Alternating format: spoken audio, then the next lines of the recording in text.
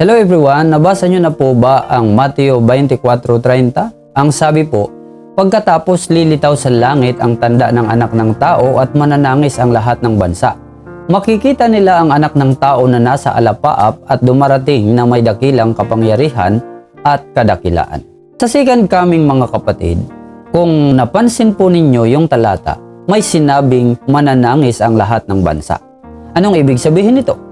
Nakakatakot ba ang pagbabalik ni Hesus? Bakit parang takot na takot ang lahat dahil sinabing mananangis ang lahat ng bansa?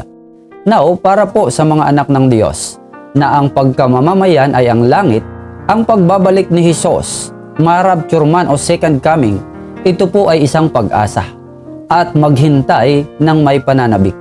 Hindi takot kundi pananabik. Hindi mananangis ang mga anak ng Diyos kundi ay magpupuri sa pagsalubong sa Kanya.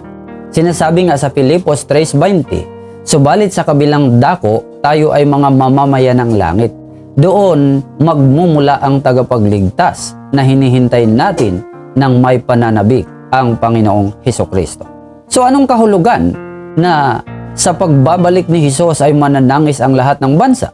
Sila po ay ang mga taong hindi sumusunod sa magandang balita. Mga taong tumanggi at lumayo sa Panginoon at patuloy na namumuhay sa kasalanan at makamundong gawain. Bakit sila mananangis? Sapagkat huli na ang lahat para sa kanila. Natatakot na sila para sa kanilang kahihinatnan. Wala na silang pag-asa sapagkat sila ay nasa kamay na ng Antikristo o halimaw.